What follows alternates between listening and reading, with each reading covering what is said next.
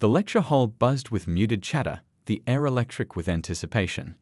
Dozens of bright, curious eyes watched as the tracked mobility chair rolled to a halt at the front of the room. Seated in it was Xavier, a striking figure among his kind.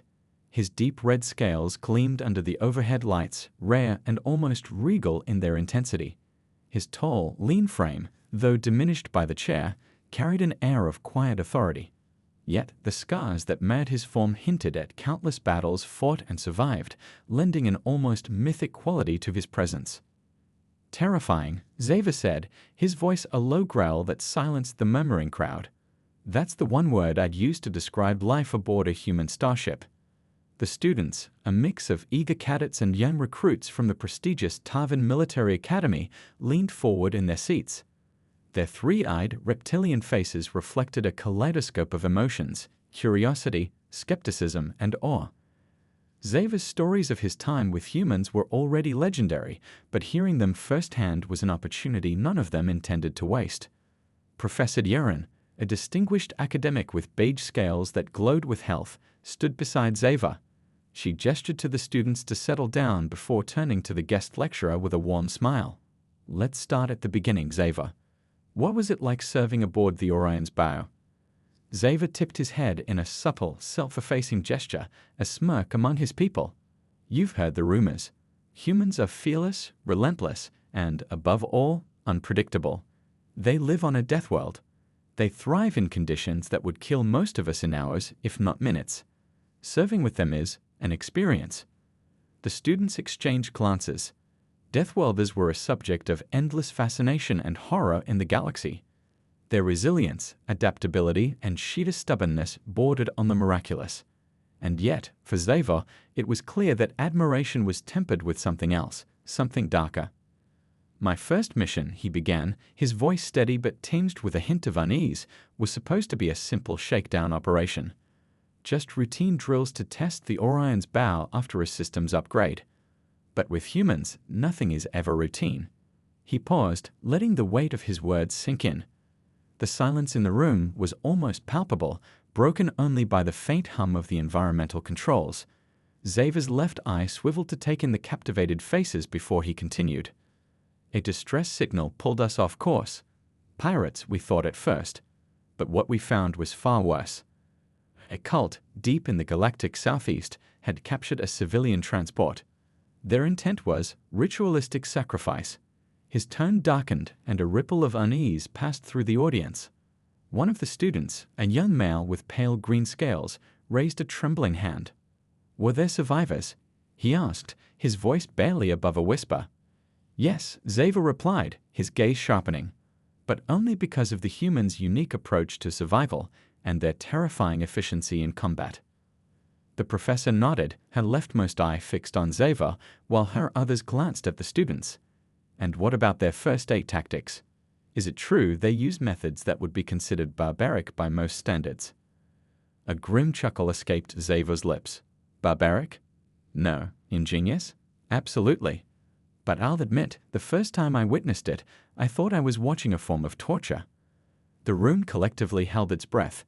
Xavier leaned forward slightly, his voice dropping to a near whisper, forcing the audience to hang on his every word. "It was during that mission. A Marine named Turnbull, a mountain of a man, even by human standards, had his leg shattered by falling debris. The bone splintered through his thigh, a sight that would make even the hardiest among us recoil."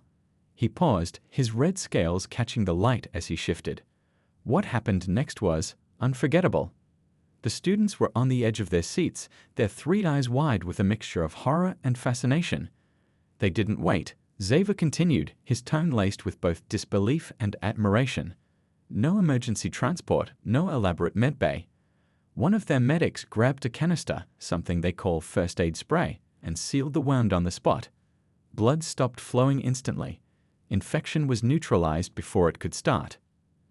A pale-scaled female student raised a trembling hand. "And the bone?" she asked, her voice barely audible. Xavier's mouth twisted into a grim smile. The medic said it, manually, right there on the battlefield. No sedation, no waiting. Just brute force and precision. Then, they use something they call organic glue to bond the bone back together. By the time we got back to the ship, Turnbull was already joking about how he'd have the best scar aboard. The room erupted into a mix of gasps and nervous laughter. The sheer audacity of such a procedure was difficult to comprehend. "But that's just the beginning," Xavier said, his voice cutting through the noise like a blade. "Humans are resilient, yes, but their ability to endure pain, to adapt and survive in the most extreme conditions, that's what truly sets them apart. And trust me, I've seen things that would make even the bravest among you think twice." The tension in the room was palpable. Professor Dieron stepped forward, her voice measured but filled with curiosity. "What do you mean, Xavier? What have you seen?" Xavier leaned back in his chair, his expression unreadable. "Let me tell you about Captain Riley. About the time his knee was dislocated in combat, and how he walked away as if nothing had happened." The cliffhanger hung heavy in the air, leaving the students, and anyone watching, desperate for more. The story was far from over, and Xavier's haunting tales of human resilience were just beginning. Xavier's red eyes seemed to glow as the room fell silent again. Every student leaned forward, eager for the next part of the story. The alien warrior let the pause stretch just long enough to heighten the tension before continuing, his voice low and deliberate. Captain Riley was the kind of human you'd expect to see in their recruitment holovids. He was strong, quick-thinking, and carried himself with that strange mix of confidence and humility that only humans seem to master. But there was something else about him, something you couldn't quite pin down until you saw him in action. The students hum on every word. The descriptions of humans so far had been fascinating but terrifying.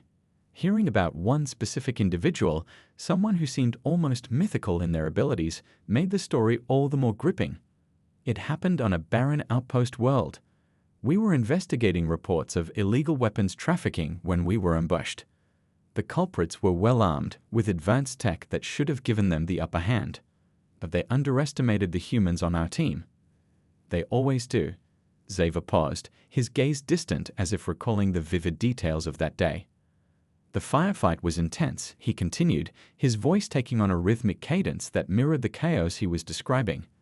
Explosions rocked the air, and the ground shook beneath us.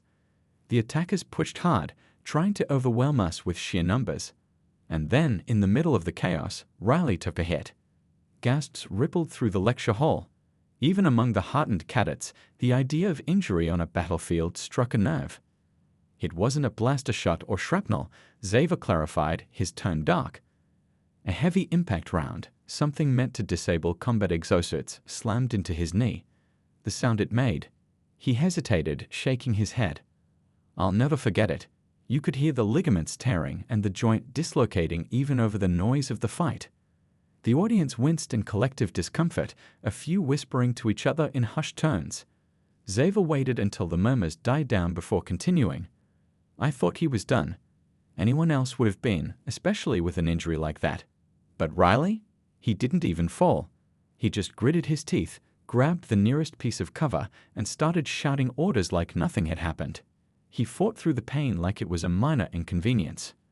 The room was silent again, the students' expressions ranging from disbelief to outright awe.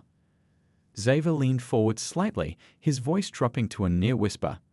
And then, when the firefight finally ended, he calmly reached down and pulled his leg back into place himself. No hesitation, no request for help. Just did it. A collective shudder passed through the room. The idea of resetting a dislocated joint without medical assistance, or even flinching, was almost too much to comprehend. "The medics got to him eventually, of course," Xavier added, his tone slightly lighter, though his expression remained serious.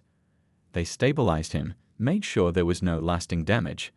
But by the time we returned to the ship, Riley was back on his feet like it had never happened. When I asked him how he could possibly endure something like that, you know what he said?" The students shook their heads, all eyes fixed on Xavier. "Pain is just information," Xavier quoted, his voice taking on a faintly human inflection. "That's what he told me. You can choose how to respond to it." The room was so quiet that even the faint hum of the environmental controls seemed loud. Xavier's words hung in the air, challenging the students to imagine themselves in Riley's place. "But it's not just their resilience to pain," Xavier continued after a pause. It's their willingness to take risks, to do whatever it takes to protect their team. Humans have this instinct to push beyond what's reasonable, sometimes even beyond what's sane. It's both their greatest strength and their most dangerous trait. One of the younger cadets, her green eyes wide with a mixture of curiosity and fear, raised her hand hesitantly. What happened after that? Did Riley's injury slow him down at all? Xavier gave a low chuckle, though there was little humor in it. If anything, it made him more determined. The next mission we went on, he was the first one through the door, leading the charge like he had something to prove. That's just who he was. And the rest of the crew? They'd followed him without hesitation. That's the effect humans have. They inspire you, even when you think you know better. The professor, who had been standing quietly to the side, finally spoke up. It seems humans operate on a completely different set of principles from most species. Do you think it's their evolutionary history that makes them this way? Xavier nodded slowly, his expression thoughtful. Absolutely. They evolved on a world where survival was never guaranteed. Predators, natural disasters, diseases. They faced it all. Their entire biology is built around adaptability and endurance. But it's not just their bodies, it's their minds, their culture. They see challenges as opportunities, risks as necessary steps toward progress. It's why they're so dangerous, and why they're so effective. The students murmured among themselves, their curiosity and unease growing with every word. Xavier let them talk for a moment before raising his voice again. But don't mistake their resilience for recklessness, he warned, his tone sharper now. Humans don't take risks lightly. They calculate, they plan, and when they act, they commit fully. That's what makes them so formidable. And if you ever find yourself in a situation where a human is your enemy, he let the sentence trail off, the implied threat hanging heavy in the air. One of the older students, his scales a deep shade of blue, raised his hand. You've talked a lot about their strength and adaptability, but what about their weaknesses? Surely they have some. Xavier's expression darkened slightly, and he leaned back in his chair. Oh, they have weaknesses, he admitted. They're vulnerable in ways that might surprise you. Their emotions, for one. Humans feel things deeply: anger, fear, love. It can make them unpredictable, even irrational. And their loyalty? It's a double-edged sword. They'll risk everything for their crew, their friends, even total strangers. It's admirable, but it also puts them in danger more often than not. The room fell silent again, the weight of Xavier's words settling over the audience like a heavy fog. The cadets seemed torn between admiration and fear, their perceptions of humans forever changed by what they had just heard. Xavier glanced at the professor, who gave him a slight nod. Turning back to the students, he added one final thought, his voice low and measured. Serving with humans taught me many things, but the most important lesson: never underestimate them, because the moment you do, you've already lost.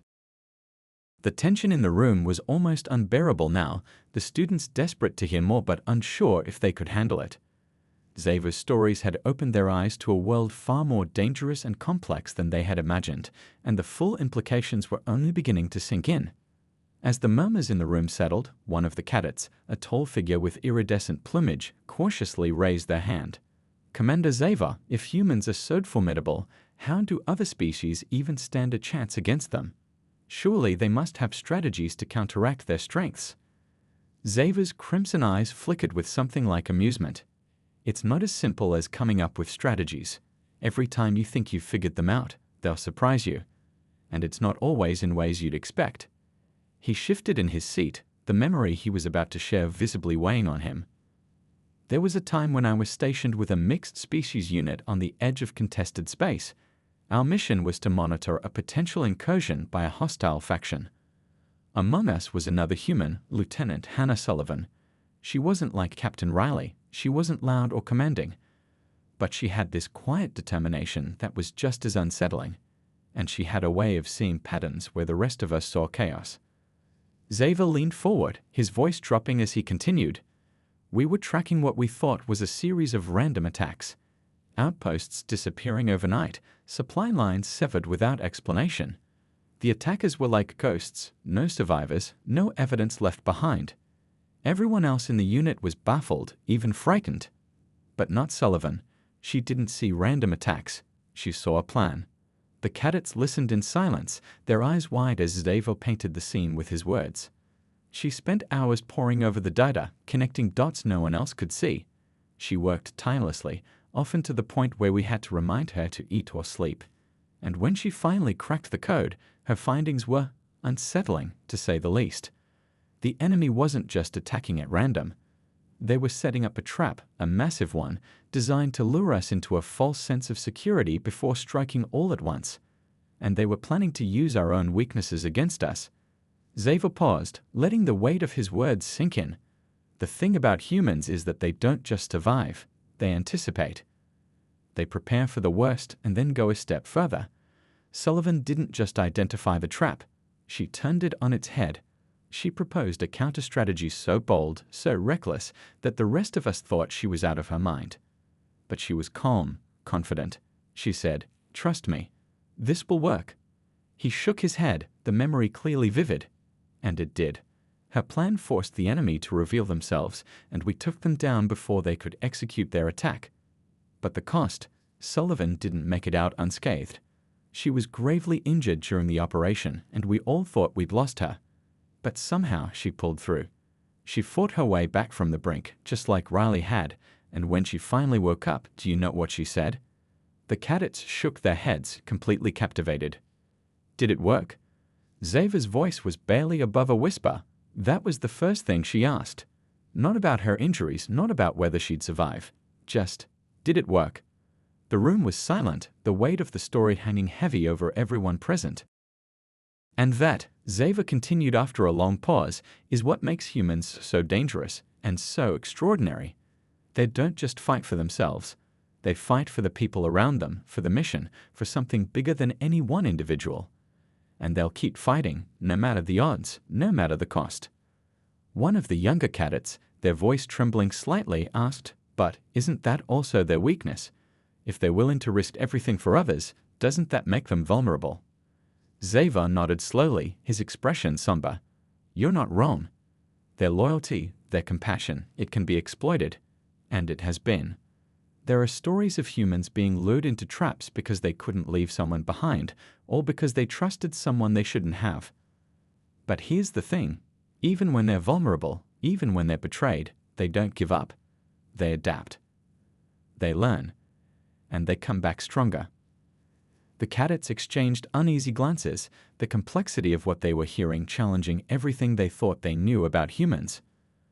"Let me tell you about one more encounter," Xavier said, his voice taking on a darker tone. "It was a mission where we were up against an enemy who knew exactly how to exploit human weaknesses. They used hostages, deceit, every dirty tactic you can think of. And for a while, it seemed like they had the upper hand. But the human on our team, a medic named Aiden, did something I still can't fully comprehend. He surrendered himself to save the hostages, knowing full well it was a trap. But what the enemy didn't realize was that Aiden had already devised a way to turn the situation to our advantage." Xavier's gaze swept over the room, his expression unreadable. "I won't go into the details, it's a story for another time. But what Aiden did that day saved not just the hostages, but the entire mission. And it came at great personal cost. That's what you need to understand about humans. They're not just survivors. They're strategists, risk-takers, and above all, they're relentless." The room was silent once more, the cadets struggling to process everything they had heard.